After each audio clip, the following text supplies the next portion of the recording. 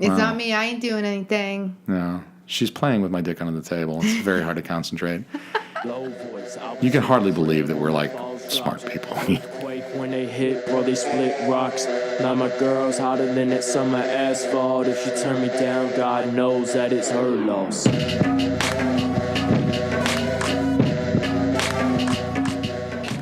What's up, everybody? Welcome to Shit Happens When You Party Naked. Really appreciate everybody tuning in to the podcast. That music is definitely messing with me a little bit. Really appreciate all the positive feedback we've received. I am your host, DJ Easy Dick. Just kidding, my name is Jason. I have my wife, Christina, with me. What's up, baby? Hey. How you doing, girl? I'm good. How are you? Although I would not mind it. In fact, I would even appreciate it a little bit if you did start calling me DJ Easy Dick. I can work on that. Yeah, you have to say it like that, too. You have to say it low. You go, Easy Dick. You know what I mean? I mean, it sounds like a true statement. Yeah, maybe for you. For you, maybe. Better be only for me. Son. Yeah, baby. Well, I ain't getting nobody else pregnant, just you, baby. You didn't get me pregnant either, so... I thought we were going to try to start this podcast off on a good foot. I thought we were going to have a serious podcast where we talked about science and shit. Well, I guess we should get there. Announcements first. Okay. All right, so we have some cool shit going on. Of course, we are actively promoting our participation in the Beards, Beers, and Battle Scars fundraiser for Vets Count. That's a fundraiser that's being put on by Off-Colored Discussions with the Bearded Sinners of New Hampshire. I'm not even sure what the hell those guys do, but I'm not fucking with them. Bearded Sinners? They sound like they would fuck my shit up. And we're really only involved in the capacity that we are donating the most money by $1. We're donating $1 more than the next highest donator. So fuck them. They can kiss my ass. Unless they get up to like, I don't know, $5,000 or something. Yeah, in which case, I'm going to pretend like I didn't hear that. Yeah. So we can just watch the donations, and then at a certain point... Yeah. We'll stop noticing. The fundraiser ends on August the 4th, so there's a limited time anyway to make your donations, people, but if you do wish to join us in making some donations to this worthy cause, it's a very good cause. It's benefiting veterans and service members, their families, local to the New England area. So if there's a veteran who's near and dear to your heart, please consider donating. You can visit vetscount.org. Click on the New Hampshire link to go to Vets Count of New Hampshire. You'll find the Beards, Beers,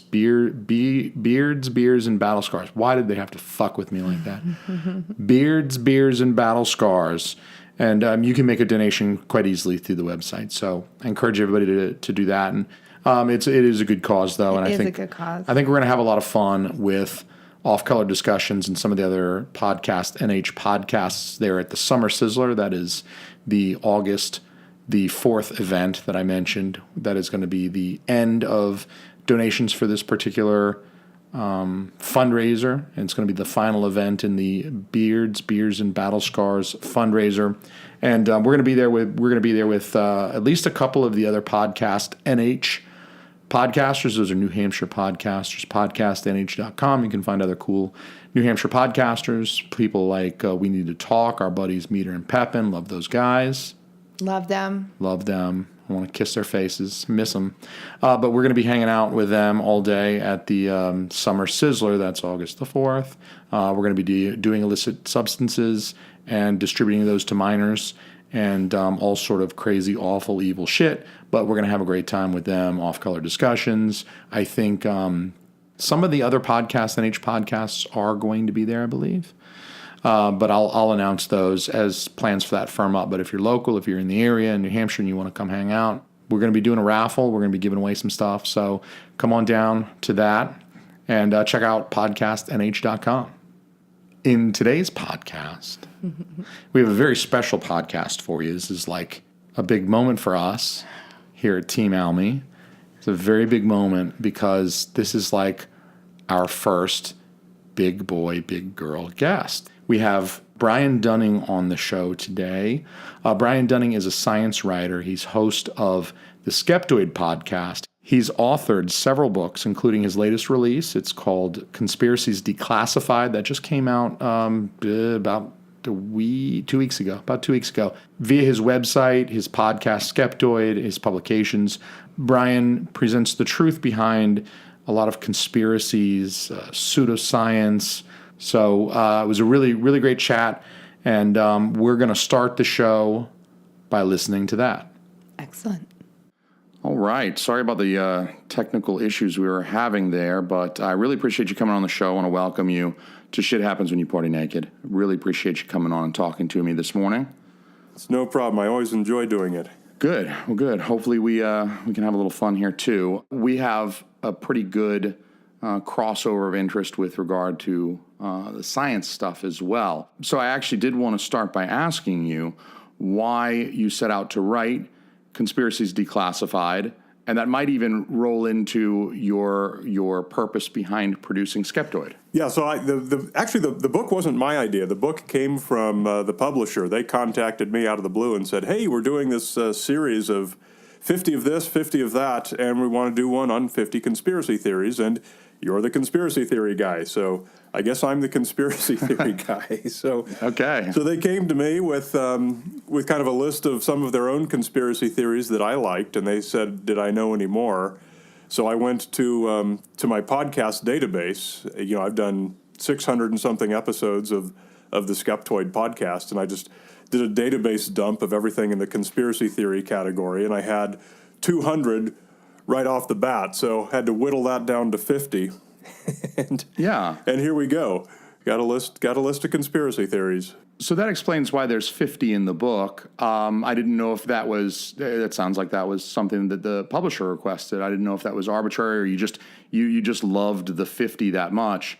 And I guess there's worse things to be known as than the conspiracy guy. I mean, you could be the white nationalist guy or something like that. I mean, that's a terrible thing to be known as. So I will take being the conspiracy guy over the being the neo-Nazi guy or something like that. Sure. Could be an awful reputation to have. Well, of course, being the conspiracy theory guy, that can be read both ways. Like, I could be the guy who believes all the conspiracy theories, and that's pretty much the same as the white nationalist guy.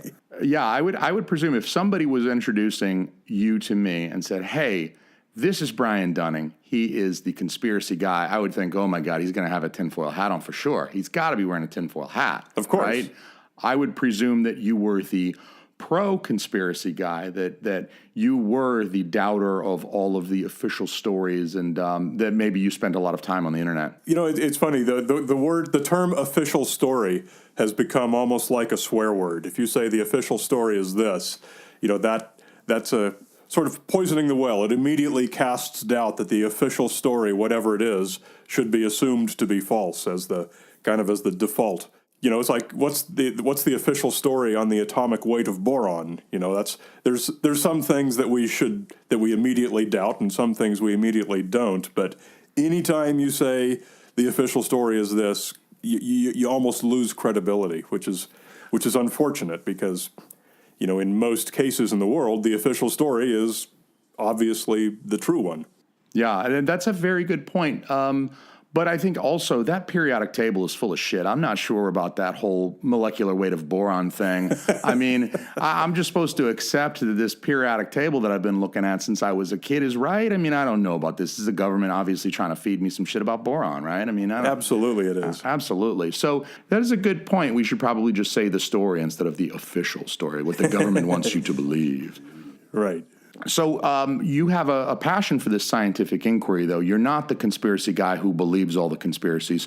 You're the conspiracy guy who wants to spread the truth about the pseudoscience and dispel that stuff. So where does your passion for this scientific inquiry come from? You know, it's called scientific skepticism, and when you use the word skepticism, it's a problematic term because when people hear, oh, you're the skeptic, so you're the guy that thinks 9/11 was an inside job and we didn't really walk on the moon and everything. So they kind of hear the opposite. So it's a problematic term. What to directly answer your question, what my passion is and what I enjoy is taking some urban legend, some pop culture belief, whatever it is, and not simply debunking it, because that's not very interesting, trivially easy to do, and doesn't give anyone anything. It just kind of takes away a story. But instead, go underneath it and find out why that urban legend exists. What's the real sociology behind why people tend to believe something like that? What's the real history that the story might be based on? There's always really, really cool stuff to learn when you dig far enough into these. And so whether it's a conspiracy theory or an urban legend or a paranormal claim or some magical diet or magical alternative health thing, there's always something interesting to learn by digging farther than the debunking. So that's what I really enjoy. That's what my show's about, and that's what I tried to do in the book. I like that. It's not just a matter of you saying, hey, conspiracy nuts, you guys are wrong. This is why you're wrong. It's more a matter of finding what there is there that is true that might be very, very fascinating. It might be really, really interesting to learn the truth behind some of these things, the history of some of these urban legends, for instance, that maybe they were based on some kernel of truth that then went through a telephone game over the years that became this thing. But I like that there is, and I think that's, for me at least, the appeal of both Conspiracies Declassified as well as your podcast, is that there is kind of this sort of reverence for the material, the truth behind the material as well. It's not like a mean-spirited thing, like you guys are wrong and you're dumb or whatever. There's something there to be found. Yeah, I mean, the shorthand version is debunking is an inherently negative process, and I try to give the listener something or the reader something, making it an inherently positive process. I don't just take the ghost away. I don't just tell you what we actually know, but I try to find how we know it. And that's where it's not only entertaining but genuinely educational. Yeah. And I think I appreciate that about the book Conspiracies Declassified as well, because you have included in that book an index of further reading. So it is almost like you're giving back. If anybody wants to look into one of these particular conspiracies a little bit more, it's there. Yeah, for each chapter, there's a further reading suggestions or references, the kind of the places to go for a deeper dive. Because with 50 of them in the book, necessarily each one can only get 3 or 4 pages. So you could have done like an encyclopedia, I guess. You could have done like I'm imagining the encyclopedias my mom bought when we were kids that we just gathered dust. I mean, we never cracked the pages on those things because I had a Nintendo. So and now it's a doorstop or something. Yeah, mine is about 12 inches thick. It's this gigantic book. Yeah. No, I don't want to write that. I've had my fill of conspiracy theories for now. I can see that. But you mentioned something a moment ago about the word skepticism, and that's actually something that I wanted to ask you about. Yeah. I wanted to ask you if you feel like skepticism can be a double-edged sword. I think scientists are justifiably skeptical of an unproven hypothesis or something like the simulation. It's not a hypothesis because it's untestable, right? But then you have conspiracy theorists that also use skepticism to doubt what's maybe an obvious story about something like 9/11. They doubt the moon landing, right? Well, yeah, okay. I mean, don't confuse skepticism with cynicism. Cynicism is typically how the conspiracy theorist arrives at their conclusion. And I can defend that by pointing out that if you take 9/11, that 9/11 was an inside job, there are as many versions of that claim as there are people who believe it. Some say the airplanes were holograms. Some say the airplanes were missiles painted to look like airplanes. Some say there were no airplanes. Some say the airplanes were piloted by the government. All of these claims are mutually exclusive. Yeah. They can't both be true. And yet these people all consider themselves allies, which is completely irrational, simply because the one thing that they share is that the official story is wrong. Whatever the government says is wrong, period. Therefore, anything else that we believe is true. So that's not a skeptical process. That's not a process of following the evidence and seeing where it leads, because the evidence doesn't lead to 55,000 different contradictory theories. So that's cynicism. I like calling that cynicism. I like the 9/11 example as well, because just this past Memorial Day, just a couple of weekends ago, I did hear my father-in-law and brother-in-law fully and seriously, I thought they were joking for a minute, fully and seriously support the 9/11 conspiracy that it was a missile that hit the Pentagon, and they both believed it because they said, well, this is the government we're talking about. And it seemed cynical, it seemed mistrustful, and rooted in that less than rooted in some other form of evidence. Yeah. So the skeptical process is basically the scientific method. We assume that everything is, nothing is certain. Mm-hmm. We have the best explanation for anything, and we're constantly trying to improve that explanation. So when you're a scientist, whatever it is that you're doing, whatever it is that you're working on, the scientific method, aka the skeptical process, assumes that the results you have are likely wrong, and so you're constantly trying to falsify your own work. You're trying to poke holes in it, because if you don't, your colleagues certainly are going to. So I never hear the 9/11 truthers trying desperately to find what's wrong, what's unsupportable with their particular pet theory. Science is trying to falsify itself, and cynicism insists on holding on to a particular narrative with the mind absolutely closed off to any other possibilities. Totally. I think that for a lot of folks who have not been involved in science through education, if they've never participated in hypothesis testing, whether it be in like a hard science, biology, or something like statistics, where you're not proving the hypothesis, what you're doing is you're either rejecting the hypothesis or you're failing to reject the hypothesis. You either kill the hypothesis or it survives. And I don't think that the general populace is really aware that that's the method that science follows. Like you said, it's trying to falsify itself. It's not trying to find some shred of evidence, some doctored photo to support a outlandish claim. It's what can be disproven more so than what can be proven. Very, very much so. The popular notion of what science consists of is not too dissimilar from kind of the charges that I get from the conspiracy theorists all the time, and that's that science is a particular dogmatic set of conclusions, and that nobody would ever dare question the status quo because they'd lose their grant funding or something like that. It's as if it's religious dogma. Mm-hmm. and when anyone who works in science hears that, you just can't help but fall down laughing, because it is so far removed from anything close to reality. Nevertheless, we always have our work cut out for us trying to explain the scientific method to the general population. Indeed, indeed. They give Big Pharma maybe a little too much credit as well. Like, oh, that cure for cancer's out there somewhere. They got it locked away right next to the Ark of the Covenant in that big ass warehouse. They got it locked up right next to the Indiana Jones thing, because Big Pharma's making more money by selling the treatment than selling the cure. But I think they give them too much credit, because all of these different scientific organizations that work at the big universities, hospitals, et cetera, they're more loosely connected than that. I don't think one or two or three pharmaceutical companies could keep all of those different scientific organizations under their thumb and suppress all of these people. That would no doubt they'd get all sort of Nobel Prizes and stuff for curing cancer, right? I mean, there's an incredible incentive for a ton of different people to do something like that, but the conspiracy theorists say no.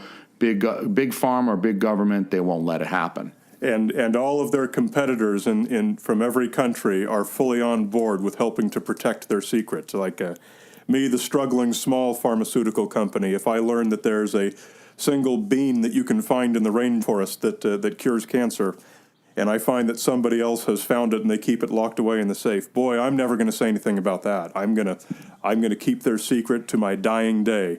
I'm not going to go try and find it myself. I certainly wouldn't try and sell it or make any money off of it. It's like, where is the logic in that? It follows no logic that I can fathom, because there would be, like you said, a small pharma, a small university somewhere that says, screw it, we're not about the money. We're going to publish these results. We want to save people from cancer. And you can imagine that the type of grant funding that would occur after you cure cancer. I mean, you'd be riding this high wave for the rest of your life. I mean, for the rest of your career. Who wouldn't want to be the next Louis Pasteur or something like that? The thing that I always wonder, because the big pharma conspiracy is very widely believed.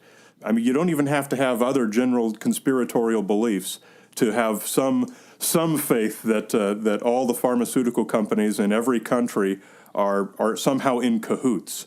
And I always wonder, what does this cahoots look like? What is the nature of the pressure that all of these companies are willingly agreeing to? Who is going around and threatening them, or whatever pressure that they apply to keep them from selling, to keep them from making money off of these products? And why are they agreeing to serve under this cabal? I just can't understand what's the whole conspiracy theory look like? How does that work? And I can't picture that. I can't either. And I also can't imagine why nobody in the conspiracy theory world hasn't named their dog Cahoots yet. I feel like that would be a great name for your pet. And, you ride around in the van, you try to get pictures of UFOs, and you got a dog named Cahoots. I think that's wonderful. That is very good. I might actually jump on that. I'm going to do that. I'm not a big conspiracy guy, but yeah, I'm going to name my dog Cahoots. It just seems like a great name for a dog. So I think you'll agree that things like conspiracies, pseudoscience certainly have existed maybe as long as society has. Mm-hmm. But do you feel like there's more of the spread of those things out there now than there was maybe prior to the internet? Okay, so I get this question a lot. Certainly, YouTube has a lot to answer for in terms of the misinformation that it has popularized. Whether we as a society can get around that and find some version that does not spread misinformation easily is problematic. So it's definitely easier to spread misinformation, but it's also easier to spread good information. So I'm not sure that argument holds up very well.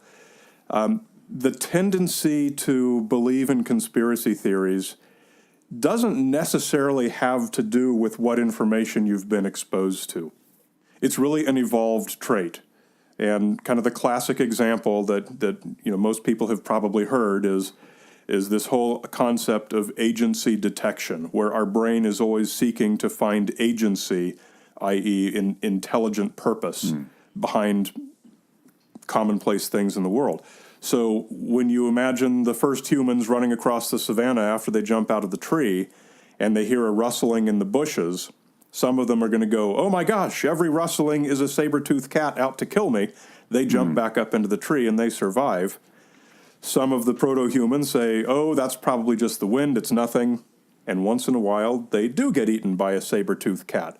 So this tendency toward paranoia is actually an evolved trait. It's a survival instinct. Now, that suggests that through all these generations of humanity evolving, that we would be incredibly paranoid because that's the trait that's selected for. And we are. Natively, we are. That's why it's easy for people to believe in conspiracy theories. But the reason we don't all believe in it is because we're also intelligent and we have our life experiences through which we can filter these native tendencies. So, I've lived my whole life without any lizard people jumping out of my TV and killing me, so I'm not worried that when I see a glitch in the video that it's a lizard person with an electronic disguise that's failing. Natively, I tend to suspect something bizarre like that, but my brain filters it out because of my life experience. Now, we all have different life experience, and so we all have different filters through which our native tendencies go, and so we all have a different set of beliefs. And that's really why we see kind of this whole spectrum of people, from people who believe every conspiracy theory to people who believe none of them, and we're all somewhere along that spectrum. I see. So would you say that something like education, going to school, going to college, studying some of these things, a field of science, I mean, even if it's only as an elective while you're working towards your art degree, would you say that education is a good way to combat or balance out the native tendency to paranoia? It clearly is. By surveying people and what conspiracy theories they tend to accept, we see clear correlations between the more education you have, the fewer conspiracy theories you believe. And the reason for that is pretty clear. Through an educational program, you're exposed to more ideas, you learn more about the way the world actually works, and so your filters kind of improve for looking for conspiracy theories. So besides the anthropological explanation of this being a survival mechanism, that paranoia to run up the tree when you hear the bush rustle because you don't want to get eaten, do you think there are any other reasons why people believe conspiracy theories, or maybe even why someone who is well-educated might entertain a conspiratorial type belief? I mean, is there, we touched on the mistrust of the government or big pharma or these large organizations. Mm-hmm. Do you feel like maybe some of these people find them fascinating or like romantic in some classical way, or are people contrarians who want to go against the grain? Every conspiracy theory is ideologically attractive to some segment of the population. There are conspiracy theories that are attractive to conservatives, conspiracy theories that are attractive to liberals. So we're also sort of preconditioned to accept a certain segment of the conspiracy theories just based on, our whole life ideology, and that's not politics. That can be anything else about our personalities. And beyond that, there's also the whole aspect of believing in a conspiracy theory means you have some sort of secret knowledge. You have this secret insider knowledge. And that's something that's very psychologically attractive to everyone, to be, one of the select few who's in on the secrets and consequently able to defend yourself from them, unlike the sheeple who... Sheeple is the conspiracy theorist's classic term for people who don't believe their conspiracy theory. They're the ones who have the wool pulled over their eyes and who are just being manipulated by the government or the evil forces that be. We're being led along like sheep. Yeah. So you're defending yourself by believing the conspiracy theory. So it's attractive at a number of levels. It's not only in our genes, but it's ideologically attractive and it's psychologically attractive. I had considered the psychological attractiveness by thinking that people are maybe contrarians. I have a little bit of that in me. So I considered the contrarian aspect of someone not wanting to follow along with what the accepted story was, like the moon landing. I feel like the people who doubt the moon landing are kind of, they're doing it because it's like, it's the cool thing to do, man, and I'm the outsider on the fringe. I hadn't considered that maybe it was sort of like an in-group, out-group type of thing. Like, everyone wants to be one of the few instead of one of the many. I can understand that as well. I tend to fight the cynicism with cynicism. I like your mission of seeking the truth behind these things, but I tend to look at these claims and maybe dismiss them a little bit more offhand. So, for example, the simulation one, I hear that and I think, who the fuck simulates this shit? I have seen the most ridiculous shit on the internet. I saw a couple having sex on top of a dead bear. If you're simulating this, if someone's simulating this, it's gone way wrong. It's time to pull the plug, because I have seen a Puerto Rican guy pay a lady to kick him in the genitals for fun. That's a really fucked up simulation. I gotta say, I'm throwing the simulation idea out on that basis alone. Man, you're watching different YouTube channels than me. They don't put those on YouTube, unfortunately. I got kind of messed up friends who send me this stuff, and it's, I guess there's a 13-year-old inside me still that does kind of chuckle at it. But things like reincarnation as well. I mean, why does everybody have to be the reincarnation of some Egyptian king with a 13-inch dick? Why is nobody a reincarnation of an alcoholic Irishman with erectile dysfunction? And then the reincarnation thing, also, I get a little uncomfortable because could you be your own grandpa? That could get weird. Like, you had sex with your own grandma to make your dad, and then you were born as a reincarnation of your own grandpa. I think that recycles the gene pool a little too much. I'm a little weird with that. So I throw reincarnation out as well, despite the fact that I love Buddhism. I love your approach. It's different from my approach, and that's the strength, because everyone is more susceptible to some particular form of persuasion. And the more different approaches we use to spread, kind of rationality and reason, the more likely we're going to catch more people. So I embrace all approaches. Yeah, I think mine involves less reading and less Googling. I'm just like, yeah, that sounds crazy. I'm tossing that out, because I have biochemistry stuff to read. So that occupies most of my time. Exciting. Do you have? Yeah, it's wicked exciting. Do you have a favorite conspiracy theory? Is there one that just tickles you the right way and you're just like, this one's hilarious? Or alternatively, is there one that would just like blow your mind the most if it did turn out somehow in some alternate universe to be true? The one that I like the best, and it has to do with the reason that I like it, and I always go back to the moon landing hoax, that the Apollo moon landings were faked and they didn't actually happen. Mm-hmm. But the reason that I like that one is because, going back to how we know what we know, how can we prove that we went to the moon? And these proofs that we have are really, really, really cool. And it's something that the people who believe the conspiracy theory are not aware of. When you have conspiracy theorists who are super into their particular belief, whatever it is, they will know some alternate narrative so thoroughly that somebody like me would never be able to keep up with all of the little tidbits of minutia that they have to support it. Mm-hmm. Conversely, the opposite is also true. They don't have anywhere near the knowledge of the true facts of the Apollo program. And I think that once you can reveal those, they go, whoa, that's actually really interesting. So that's why I like the moon landing one. And my favorite part of that is there's 3 or 4 aspects of the moon rocks that were brought back that no way, no how could ever possibly be faked. That we know that they came back to Earth through some protected way. They didn't come through the atmosphere. We know that they were on the moon. We know that human hands were touching them on the moon. We know all of these things, and it's provable by hard science that anyone can inspect. Anyone who has a moon rock in their hand can inspect it, and that cannot be faked. And when you learn that stuff, then you've come up with something new, and you go, whoa, that's actually really cool. I want to learn more about it. Yeah. And then the conspiracy theory version just falls away. So, yeah, I think that is a good point, that probably there's not a ton of conspiracy theorists out there that are really expert geologists to compare a moon rock to an Earth rock and understand the geological differences that we might be able to prove.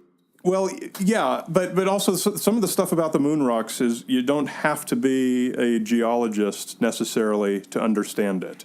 And I can just give a couple of examples. The rocks have something, they're covered with something that we call zap pits, ZAP.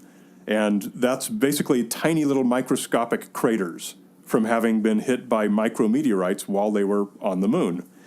And these zap pits, the biggest are about 1 millimeter. They're tiny. Many of them are much smaller than that. And to make these little craters that small required an impact speed of about 80,000 kph. And here on Earth, we don't have any way to accelerate anything to 80,000 kph. Even the fastest rail guns that we have cannot accelerate a particle to that speed. So that's something that absolutely no way could have been faked. That's something that anyone you can see pictures of them on the internet, microscopic photos, and that's really cool. That's something that I think is neat. That is a piece of evidence that I've never heard before in the discussion of whether or not the moon landings were a hoax. I've heard plenty about Stanley Kubrick filming the thing, but I've never heard the other side of things, which is that there are these methods of analyzing these rocks to prove, without a doubt, that they did come from the moon and they were not part of Stanley Kubrick's set.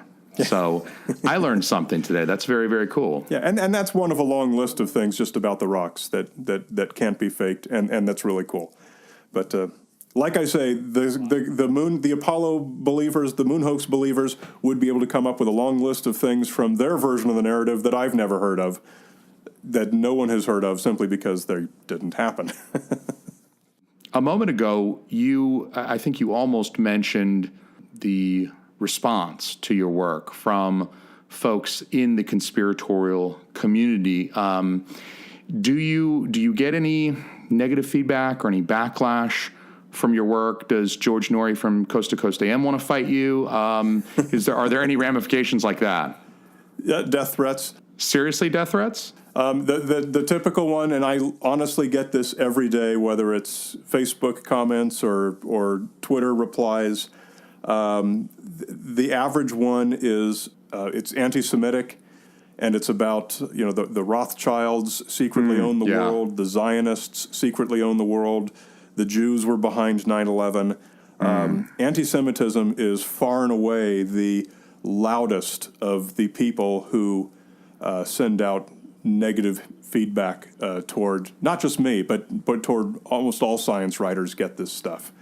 And you honestly get death threats? I mean, for real? Oh, sure. I mean, not serious ones. Okay. Just people on Twitter. Well, I won't repeat what they say, but it involves dying at my own hand via some sexual way that's odd. That's typical. Like autoerotic asphyxiation? To me, it's like, I can understand the idea that people are very committed to the things that they believe. But I mean, the idea of like taking it to the level of violence because I don't like the things that this Brian Dunning guy is putting on his podcast and publishing in books, that seems a little too far for me. But I mean, I guess that's why I don't have any felony assaults on my record either. So, maybe it's just the type of person. Yeah, to each his own. I mean, it's good that people are passionate about something in life, I guess.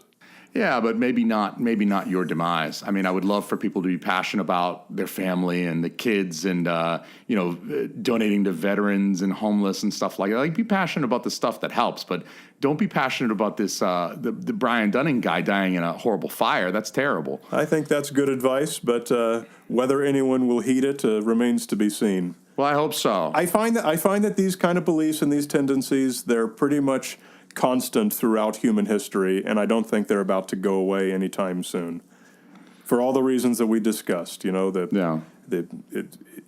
hardwired in all of us. It's emotionally attractive. It's psychologically attractive. I think it's here to stay. And maybe that's a good thing, too, because it has created some podcast content for the both of us now. That's true. I'm not in danger of going out of business anytime soon.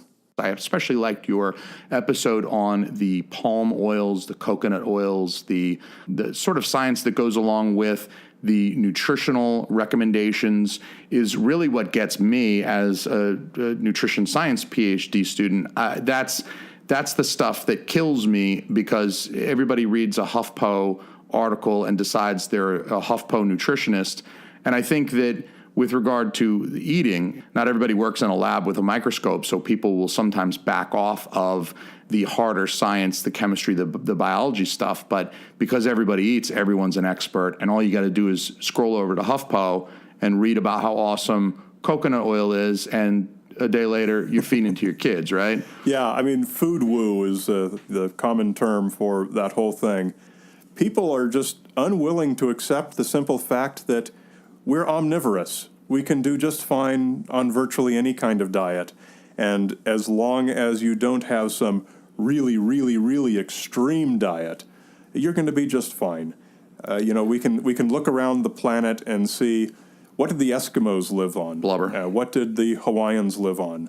What did the Africans live on? These radically diverse diets, and everyone does just fine. People don't want to seem to accept that there's no such thing as a superfood. Yeah. No such thing as a type of hamburger that will immediately kill you as soon as the first bite goes in your mouth. It's food woo. That's another area where we're just not in danger of going out of business anytime soon. No doubt. I think that the food woo sticks around because there's a lot of money to be made by selling superfoods or miracle cures, diets, pills. And I think that this is an area of dispelling pseudoscience. And oftentimes in the fitness world, it's called bro science because these are the bros who go to the gym and pump iron. But the pseudoscience surrounding the food myths Yeah. I think is especially pernicious simply because there's a tremendous economy built on that that's not built on the Apollo moon landings. I mean, there's a few documentaries, a couple of books, but here it's a $1 billion supplement industry. It's a tremendous industry. So actually, this is one area where I would expect the death threats because there's money on the table. This is mob stuff eventually, or at a certain level. Yeah, well, you took the words right out of my mouth. Anytime there's an economic engine behind a particular myth, you're going to see not just YouTube people promoting it, but also very expensive paid advertisements promoting it. So that's misinformation that's going to spread very, very well. And then on the other hand, when you do have a nutritional expert, I'll throw my hat in that category. I'm working on the PhD there. My wife is a nutritionist. She's a RD. She's actually a registered. I shouldn't call her nutritionist. Yeah, thank you. I was going to point that out. There's a big difference between nutritionist and dietitian. That's Yes. another thing people aren't aware of. Well, that is true because anybody can be a nutritionist. You don't even have to graduate high school, I don't imagine, to become a nutritionist. But she is a registered licensed dietitian. She has master's degrees in dietetics as well as in exercise. And so when someone asks one or both of us about a superfood diet, a miracle pill, something like that, we give them an answer that is just very unsexy. We just say essentially what you did, that we're omnivorous and that eating a balance of foods is the best way to approach your diet, and eating too much of any one thing might be bad. Eating not enough of another thing also might have bad effects on your health. But people look at us and just kind of like screw up their eyebrows and say, what the hell? I mean, that's terrible advice. It's not what I wanted to hear. This is, I mean, you're giving me some traditional advice and you're not telling me that this pill works and then this blueberry extract thing is going to help me live to 100 and have ripped abs. So it's always, we never give people what they want. And it's always a bit of a disappointment when you actually talk to a nutrition expert, someone with a certification, a licensure, a degree, and they tell you, eat a little bit of lean protein, eat plenty of vegetables, have a little bit of fruit, eat some whole grains, you'll be good, bro. And people don't want to hear that. But you do get the whole death threat thing when it comes to segments of food woo that are deeply ideological, i.e. organic or being anti-GMO. These are ideologies that some people hold like religion. Yes. As you're aware, anytime you have food that's marketed as organic, that says nothing about the content of the food. It's not a science term. It's a marketing term. Purely a marketing term. There is no reason to buy organic produce. And yet, the people who have bought into this thoroughly marketed narrative that organic food is healthy and natural and pure and untainted by human intervention, that's what we call the naturalistic fallacy. They are so passionate about this. And if you do follow some of the food scientists on Twitter, like people from Monsanto or just even people who are researchers in the field, you'll see that they get these horrible death threats and horrible treatment all the time. Yeah. It's a scary stuff.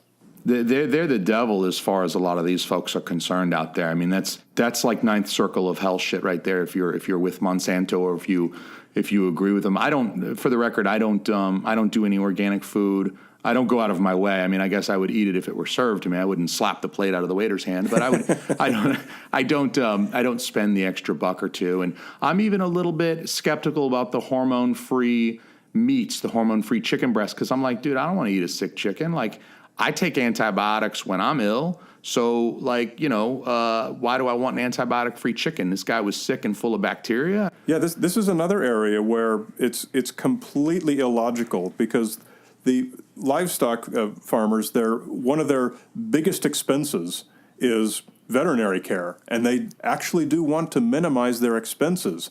Isn't that amazing?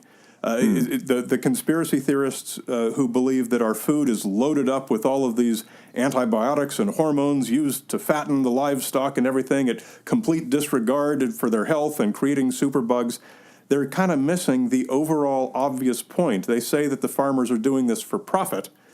Actually, it's their biggest expense. They try to minimize it as much as they can. It's another area that's totally irrational.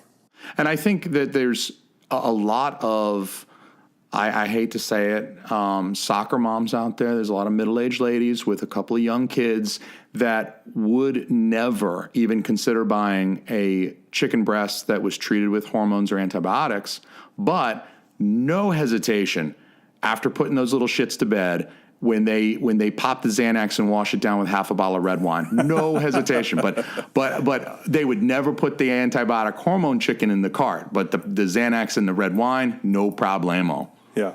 Proven carcinogens that they will voraciously devour and avoid commonplace foods that they read on the internet may possibly be carcinogenic, something for which there's usually no evidence at all. I feel like the anti-vaxxers are a little tied maybe to that group of people too. Like there's some crossover there. Yeah, and a lot of this comes down to the whole naturalistic fallacy. This very ideologically attractive belief that everything in nature is pure and wonderful, and anything tainted by human intervention is sort of morally wrong. Yeah, and I think there's a lot of really bad things that do occur naturally. Things like snake venom, certain poisons and stuff like that. I mean, cocaine is perfectly natural, right? I mean, you just pull it out of the leaves, right? I mean, I think they do have to do some work on it to bleach it. And I don't know too much about cocaine production, I promise, Mom. But the idea that something is good because it's natural, I don't think that stands up to very much reason either. It doesn't, but it makes for a very attractive narrative that's easy to spread. It's a perfect example of the how bad information with the internet can spread like wildfire. I said at the top of the show that good information can spread like wildfire as too, using the same tools as on the internet. But it has been shown. I don't have it at the tip of my fingers. There's a study that I love to cite a lot about how much easier misinformation is to spread than good information, how much more receptive people are to it. And that usually comes down to it's sensational. Yeah. And that's so closely tied to what's attractive about conspiracy theories is you have this amazing new knowledge that most people don't have. It's something that's just very, very psychologically attractive. I think that's why people are so much more likely to leave a bad review than a good review, right? You think you get like 2 or 3, maybe even more bad Yelp reviews for a restaurant than the good ones. People are a little bit more motivated to kind of complain than they are to say, hey, this was a great experience, right? I love that correlation right there. I would love to see a study done about that. I would too. Tendency to leave bad reviews versus good reviews compared to conspiratorial beliefs. Someone do that study. Somebody do that study. Somebody who's listening, who's into the science piece. And I think maybe that's why what you said about the internet being it's just as easy to spread the good information, the true information, as it is the misinformation. But maybe there's a little bit more pull to the misinformation. But maybe that's why what you're doing is so valuable as well with the Skeptoid podcast, as well as your publications. You're also working on, in very early stages of pre-production of a documentary film, right? Yep, it's called Science Friction, and this documentary is about scientists who have appeared on TV documentaries, feature film documentaries as an expert, but then had their words edited badly, taken out of context, and made to sound like they're saying the opposite of what they actually said. This happens to virtually everyone who goes on these shows as an expert. It's happened to me. It can be anything from as mild as, they only take a small amount of what you said. Like when I go on one of these shows as an expert, they'll say, okay, what's the legend of the Mothman? And then what was it really? They only take the segment where I'm talking about what the legend was, and it sounds like I believe it and am promoting it. That's the mildest possible form, and that happens to virtually every scientist who goes on as an expert. But we have on the website, sciencefriction.tv, some of the specific cases that we're covering in the film, and you can read about those stories. But some of them are absolutely shocking, where they go as far as, editing half a sentence and grafting it onto another sentence to make it sound like you're saying the opposite of what you did. It's stunning. Yeah. And it will make you lose faith in a lot of these so-called documentaries on these so-called science channels on television. Yeah, and is that even kosher for them to do? I mean, I guess you sign a release when you appear on one of these documentaries, one of these programs. So it's in the release, they're saying, hey, we might chop your stuff up and make you sound completely kooky. They don't even have to say that. All they say is we own whatever we record, which is, that's basic copyright law anyway. So once someone records you, they can edit it however they want, make it say whatever they want it to say. There's nothing illegal about that. Do you recommend then that people be, I guess, other scientists out there who might be interviewed, who might appear in a piece of media? Do you recommend that they be judicious about where they appear? Because maybe there are some bad actors out there who are more willing to chop up what they say and represent it. So to answer that question, I will tell you my favorite interview of the people we've talked to already making the film. And we didn't film him yet. I just had this conversation with him. I ran into him at a conference. I'm speaking of Richard Wiseman, who's a very famous experimental psychologist out of the UK, a great, fun guy. He's also a magician. He's got a great series of videos on YouTube called Quirkology. That's awesome. So I talked to him about this. I said, hey, Richard, has this ever happened to you? And he... It was so funny. I would have given anything to have had a camera on there because he literally grabs me and backs me against the wall and puts his finger in my face, pointing at me as he's talking, punctuating each point with his finger. The reason this happens, the reason this doesn't happen to me is because when one of these TV shows comes to our university with one of these proposals, here's the contract we give them. It's 50 pages long. It gives us creative control over their project. We have final cut. It's basically we are your co-executive producers on this film, and we get to dictate the content of your film. And of course, nobody's going to agree to a contract like that. And he says, and that's why it hasn't happened to me. So I told him, my God, these are the lengths that you have to go to as a scientist to protect yourself from being edited out of context. And I told him, man, Richard, I'd give anything to just have those last 2 minutes in the film. Jeez. So we are going to try and get to the UK and have him repeat that for us. And the one thing that we want to include in the credits, as the end credits are rolling, we want each scientist who appeared in our film to send us a little Skype video of himself telling us what he thought of the way that he or she was presented in the film, in our film. Yeah. So they get to kind of have a final say about, hey, I thought I was represented very well. So we will be completely honest and transparent with how we're presenting them. I think that's great. I'm really looking forward to seeing that. I don't think maybe everybody is as critical in their analysis of what is presented on a TLC station as a documentary. But, I mean, these are the same stations that do, reality shows about the Real Housewives and the Little People and stuff. So it does seem like any educational content that they put forth, you got to kind of take with a grain of salt too, right? Mm-hmm, definitely. Well, great. Do you have any final thoughts, anything else that you wish to share that you would feel incomplete if we don't mention before we wrap up? Well, I would just like to repeat where people can go for more information on all of these, which I'm grateful for you to giving me the opportunity to get out there. Of course. Conspiracies Declassified is the name of the book. It's available on Amazon, Barnes & Noble, any bookstore that sells books. It's from Adams Media, which is an imprint of Simon & Schuster, so it can be ordered or acquired at any bookstore. And you can get links to it on my personal website, briandunning.com. It's right there on the homepage. The podcast, which is my full-time job, is Skeptoid, and you can get that at skeptoid.com.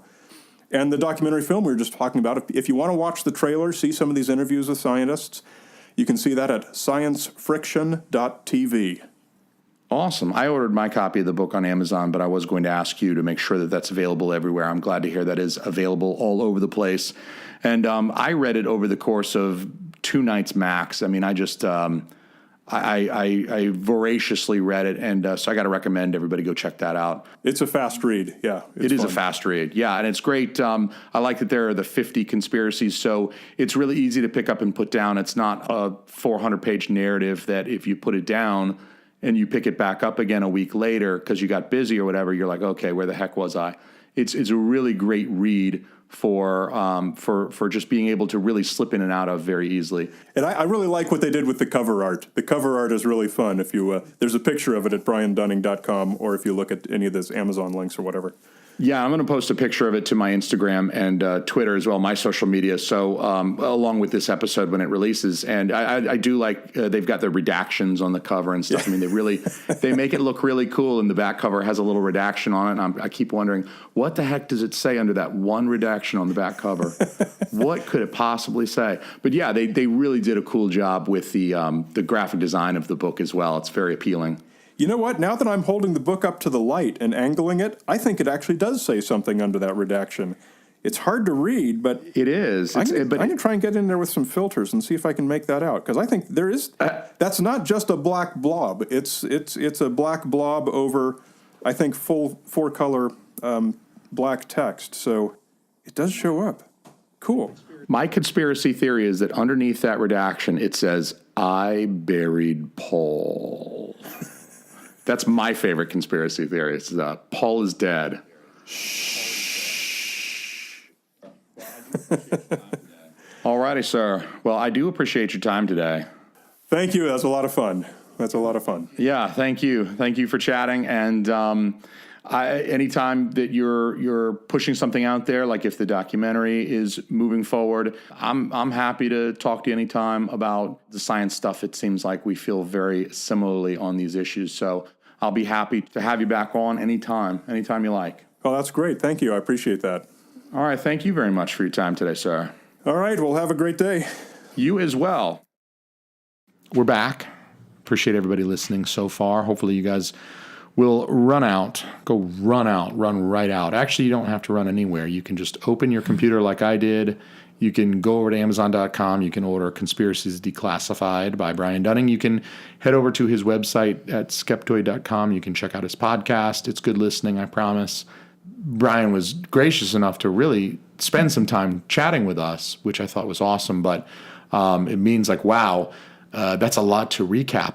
Do you have, I asked Brian this, but I'll ask you, do you have a favorite conspiracy theory? I know you don't really believe any conspiracy theories. I don't either, but I still think they're kind of fun. There's like this mystery there, and I know it's fiction, but I appreciate it the same way I appreciate like interesting fiction. So what's your favorite? What's your favorite conspiracy theory? Oh, that the world is going to end like very soon, and people are stocking up. Canned goods. You mean the preppers, the doomsday preppers? Yeah, they call them doomsday preppers. Yeah. I just find that these are the ones that build their own bomb shelters. And and there's like I think there's a whole almost. I don't know if it's still going on. I haven't. You mean the reality show? No.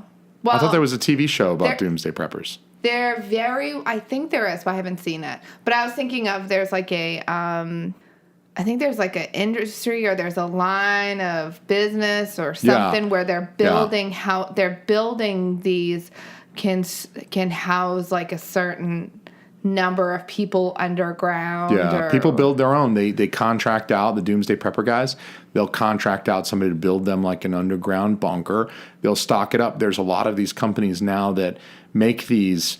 They're almost like MREs that the Army gets, the military gets, the little meals in the bag that they're dehydrated, you just pop the top. I mean, it's not just canned goods. Like there are legit companies that are getting involved in this by selling these kits, these like prepper kits with the iodine tablets that you'll need to put in your water to purify that and shit. And I mean, I think I don't think it's a humongous industry, but there's like a legitimate economy built around the 2012 thing. I've always been fascinated with the end of the world predictions because that's kind of an all or nothing thing, right? Like December 21st or whatever it was, 2012 rolls by and you're thinking, man, this world better fucking end. These guys are full of shit, right? So I always thought that when I was a little kid, I would catch the, A&E would have the little like, I shouldn't call it a documentary. There were these like 1 hour things on like Nostradamus and his prophecies and shit. That's not a documentary. I mean, it's basically fiction, but it was presented in a factual manner. I used to love those too. They would captivate my imagination. You remember 2000? Yeah. I mean, we're old enough that when we were in the 90s, we were teenagers and thinking that the year 2000 was a couple years off, and they had the Y2K bug, and you're thinking, oh my God, the planes are going to be falling out of the sky at midnight on 2000, January 1st, 2000. I didn't think all that. I didn't think things were going to fall out. I thought that the electronics we're going to go haywire. And I also want to say, like, to each their own, people can believe whatever they believe, and I don't think people are less, at least I don't think they're less intelligent, or I don't think anything, there's reasons why people, believe in they follow conspiracy theories or whatever. You had mentioned, I think that, my brother and my dad, they both are more receptive. Yes, that's I would say receptive. Word. Yeah. Yeah. And I just don't read about it. It just doesn't align with how I view things. So I'm just not interested in. I'm somewhere between your father and your brother and you. I think I'm somewhere in the middle there, where I'm not really accepting conspiracy theories, certainly not at face value, but I certainly am. I have, they used to call it like a healthy fear of God.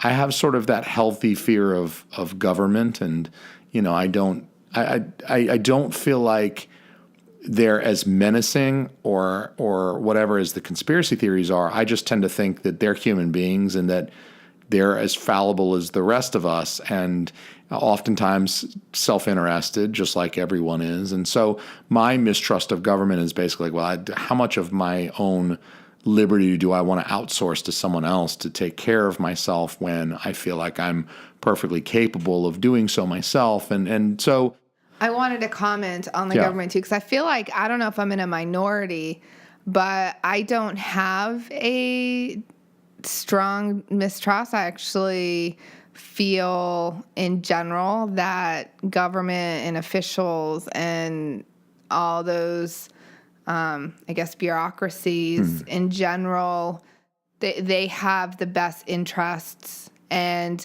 I feel like, with monitoring and shit like that, for us to have a country and the freedoms we have, there's reasons that we have those freedoms, and there's a lot of shit that's being done in the background to ensure our safety, etc. Yeah. And honestly, like, if somebody wants to watch my phone and that seems like a security, like, I ain't got nothing to hide. Like, I don't give a fuck. Like, go ahead, watch my phone. You want to look at my Facebook? Look at my face. Like, like, that shit just doesn't really bother me. You're gonna get some strong hate mail now. Yeah, because I don't have it. Like, it just doesn't. That stuff just doesn't. I don't know. Bug me. I will. This is, I think, one area where you and I strongly disagree, because I feel like a very important amendment is the Fourth Amendment, which protects people from warrantless searches and seizures. So I agree with you. Where I agree with you is that 99, maybe 99.9% of people who work in government are well-meaning. Mm-hmm. I think they probably are a little bit more concerned about themselves and their careers than they are necessarily with, like, everybody else. But I don't think that they actively want to do harm to their constituents. I think they want to get reelected and they want to keep their job. And that's, to me, that's perfectly understandable. And I don't blame them. And I think most of the time they want to keep their job by serving their communities well. But on the other hand, I don't think the government is entirely free of bad actors. And I do agree with that. Like, I'm sure there's some shit, Yeah. For sure. So my only thought is that I would not want to give up my freedom. I mean, you mentioned freedoms, the freedom of privacy in exchange for an enhanced security, whether it's truly enhanced or whether it's theoretically enhanced. I think that it's still important that we have our privacy, simply because you might think you're not doing anything wrong. And I don't feel like I do anything wrong on a day-to-day basis. I don't feel like I'm doing anything that would make me a target for a government agency, certainly for prosecution. But I also think that laws change and stuff is legalized and sometimes stuff is criminalized. And I don't want to allow someone in thinking, oh, we've agreed that I'm not doing anything wrong, only for them to change the terms of the agreement and decide that now I am doing something wrong. So my thought is that I would like to have this sense of privacy that I think technology does kind of erode a little bit. Well, I mean, I feel like we have privacy. I mean, do you disagree? Do you think our privacy is I think privacy is not a discrete measure. It's more continuous. So you can have a lot of privacy, you can have a little bit of privacy, or you can have no privacy at all, and somewhere along that scale. So I would say that I'm all for the maximal amount of privacy, but then again, there are warranted searches and seizures that are... Right, but do you feel like you don't have maximal privacy? I don't feel like I have maximal privacy, no. In what sense? Certainly in the sense of like electronic communication. I don't... I mean, I'm sounding... You're oh my gosh, you're bringing out the conspiracy theorist in me. I don't think that the government's tapped my phone and they're listening to me on my phone, but have you ever thought, when you say, "Hey Siri," she lights up. Did you hear that? It looks like you haven't set up any HomeKit accessories. Do you hear that? Connect smart devices. Like Do you hear lights, that? locks. How does she know that I said, "Hey Siri," if she wasn't listening to me? That's so funny. How did she know? I mean, that phone's across the room because I don't want it making noise during this podcast recording. And so to me, am I safe for that phone to be listening to me? Maybe I am.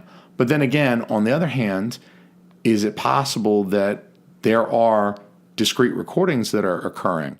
Is it possible that my email is being double checked for words that might indicate that I'm some sort of terrorist or something like that? So, I mean, it's definitely something that I have concerns about. And I think I'm not concerned because I feel like I'm lacking any privacy. I'm concerned because you don't want it to erode anymore, right? Just like a hillside. And you see that there's erosion on the hillside. You don't want that hillside to continue to erode, so you plant some trees. So my thought is that I think people should be concerned about their privacy. It's like planting trees in the hillside to prevent erosion. I mean, and so I'm not saying I don't care about my privacy. Yeah, I wasn't putting that in your mouth either. I just don't think, well, I mean, I said it, but I guess I wasn't being literal. But I just don't feel that my privacy is threatened. Like, I don't feel that.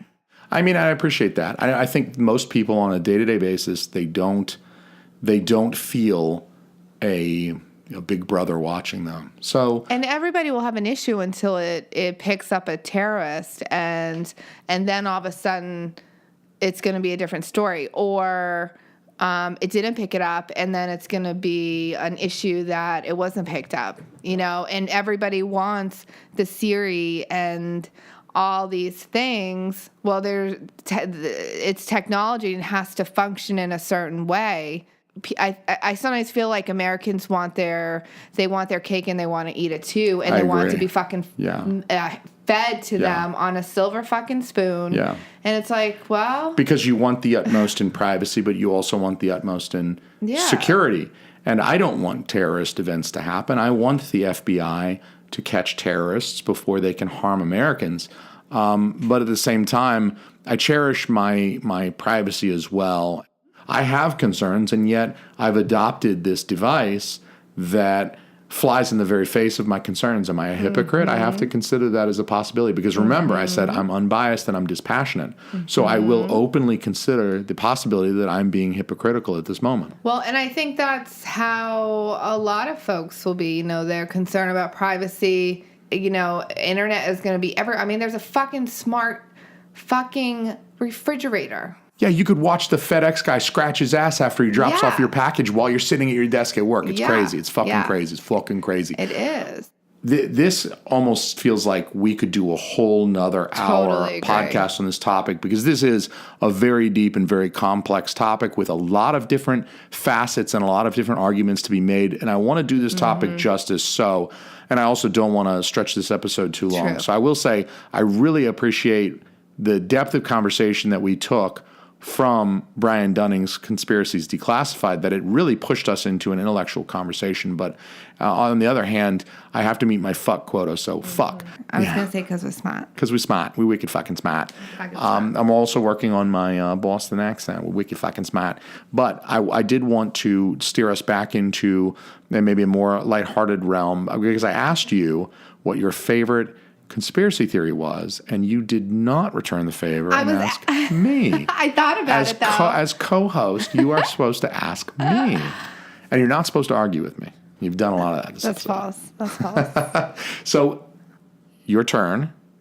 I was just more interested in We got off me. we got off to a very interesting topic. So did. You're welcome. I understand. So, Jason, Yes. what is your favorite conspiracy theory? Thank you for asking, Christina. Yeah. I mentioned during our conversation with Brian Dunning at the very, very end there, I made a little joke. And I said, the redaction on the back of the book, underneath, I would love if it said, I buried Paul. And that's a reference to my favorite conspiracy theory, that Paul McCartney is dead. Have you heard this one? This one's definitely not as popular these days as the 9/11, the moon landing was a hoax, etc. But there is a conspiracy theory. I worked for, you know me, you're my wife, but I'll tell the listeners. Store. I worked at a record store when I was a teenager. When I was 17, 18, I was a senior in college, and I worked at a record store. It was a mom and pop joint, independently owned, by a guy who was a total Beatles nut. So that was a period of time in my life where I was aware of the Beatles, I listened to the Beatles, but I really got to appreciate like the ins and outs. I watched all the Beatles movies there, everything. And there was a conspiracy theory that Paul McCartney died in a car crash in the late, it was 67, whatever the year was, but it was the late 60s, that he died in a car crash late one night when he was leaving the Abbey Road studios, and that they covered up his death because the band was insanely popular at the time. They wanted to keep the gravy train rolling. So what they did is they found a Paul McCartney lookalike. They provided him with a little bit of cosmetic surgery just to... No. Yeah, this is the story. I'm not saying I believe it. I love this story, though. It was just to keep the Beatles rolling. So they get this guy looking like Paul McCartney. They teach him to play the bass or some shit, and they get him singing Paul McCartney tunes.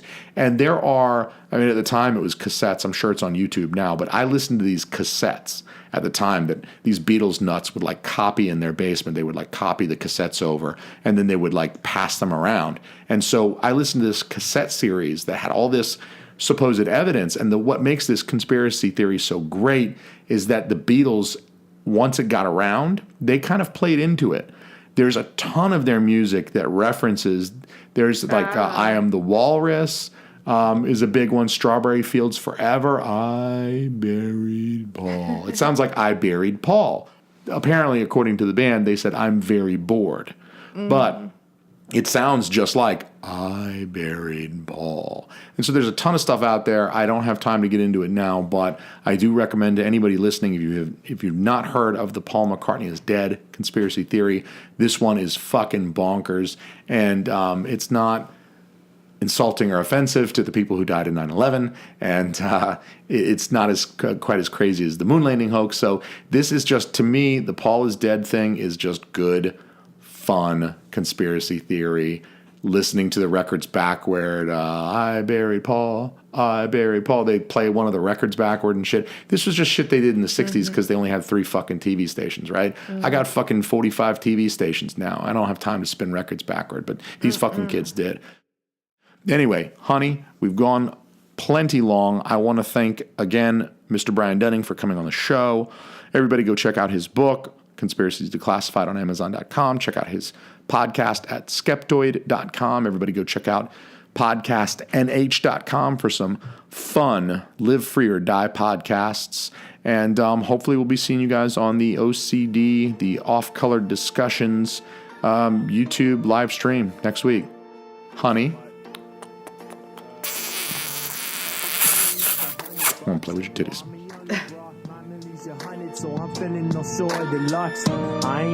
He's authored? No. Authored. Authored. He is the author of. He is the author. Author. He is the author of. This motherfucker wrote a bunch of books. Shit. I can't say that shit, right?